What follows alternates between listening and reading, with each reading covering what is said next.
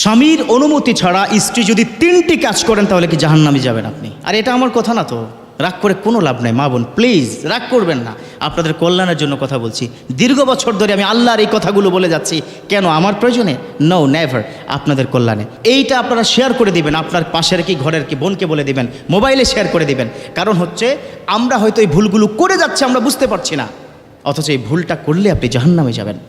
আমার রাসূল সাল্লাল্লাহু আলাইহি ওয়াসাল্লাম মেরাজের রাত্রিতে জান্নাত জাহান্নাম ঘুরলেন, সাথে ছিলেন জিবরিল আমিন। জিজ্ঞেস করলেন, ও জিবরিল আমিন ভাই, ওই জাহান্নামের মধ্যে অধিকাংশ নারী কেন জাহান্নামী? আকসারুন নাস ফিল মারআ, অধিকাংশ নারীরাই হচ্ছে জাহান্নামে।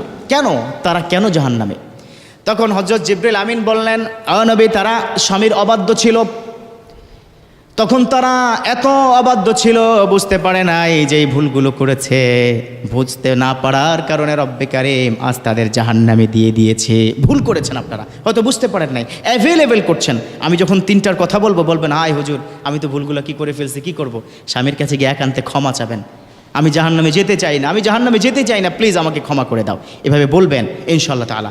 1 নম্বর হচ্ছে চাকরি করা যাবে না স্বামীর অনুমতি ছাড়া। এই তো এখন রাগ করেছে আমাদের দেশের অনেকে, এখন রাগ করবে, হুজুর ফাইজলামি পাইছেন, চাকরি করব না কেন? আরে চাকরি আপনি করবেন, কে বলেছে করবেন না? আমাদের দেশে মহিলা কি ডাক্তারের কি প্রয়োজন আছে না নাই? আছে। নার্সের কি প্রয়োজন আছে না নাই? আছে। অনেক মহিলা গাইনিক বিশেষজ্ঞ যারা এদেশের লক্ষ লক্ষ মহিলাদের উপকার করে। সিজার হচ্ছে, মহিলা অনেক রোগ আছে, তারাই তো ট্রিটমেন্ট করবে। মহিলা শপিং মল আছে না, মহিলাদের বেশ কিছু পণ্য আছে যেটা মহিলারা কি বিক্রি করবে। তবে সেক্ষেত্রে শর্ত হলো পর্দার সহিত। মনে রাখতে হবে 4টি বিষয় যদি মানে নারীরা জান্নাতে যাবে। এটা আমার কথা নয়, এটা আমার রাসূল বলেছেন। আরবা আমাল আল্লাহু দাখালা ফিল জান্নাহ, আল্লাহ তাদেরকে জান্নাত দান করবেন 4টি কাজ করলে। এর মধ্যে একটা মোস্ট ইম্পর্টেন্ট হচ্ছে পর্দা করা। আপনি চাকরি করেন, কোনো অসুবিধা নাই, স্বামীর অনুমতি নিয়ে পর্দার সহিত আপনারা চাকরি করবেন। পারবেন তো? স্বামীর অনুমতি ছাড়া যদি চাকরি করা হয়, এই তো অনেকে খুশি হয়ে গেছেন যে আমার স্বামী তো, আমার স্ত্রী তো ওইভাবে কি চাকরি করে, আজকে গিয়ে সাইজ করবো। খবরদার, বাজে কথা বলবেন না। তাকে কি বুঝাবেন, দেখো তুমি চাকরি করো, I have no objection about this matter, but আমার পারমিশন নিবা। Without permission me you never do something in this world. পৃথিবীর মধ্যে আমার অনুমতি ছাড়া তুমি এই ধরনের কোনো কাজ করতে পারবা না। পারবেন তো ইনশাআল্লাহ তাআলা? 1। 2 নম্বর হচ্ছে স্বামীর অনুমতি ছাড়া স্বামীর পকেট থেকে টাকা নেওয়া বা কোনো কিছু করা যাবে না। এটা হয়ে যাবে চুরি। চুরি বুঝেন তো?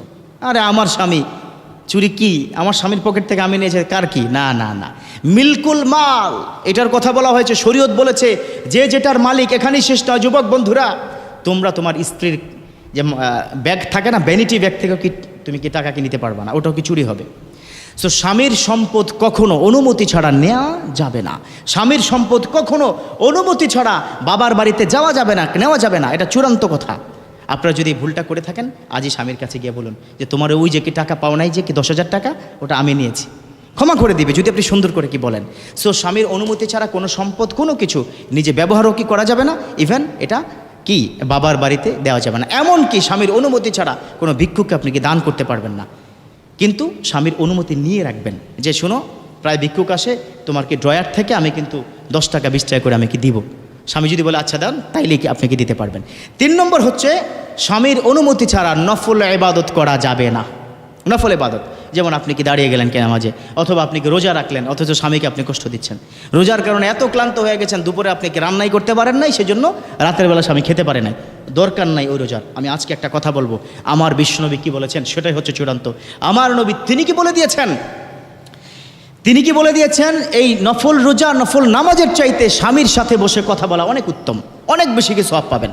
সো এখানে কি যারা আছেন, আপনারা গিয়ে মা বোনদেরকে বুঝিয়ে বলবেন যে তোমরা নফল কোনো ইবাদত যদি করতে হয়, আমার উপর যেন ইফেক্ট না পড়ে।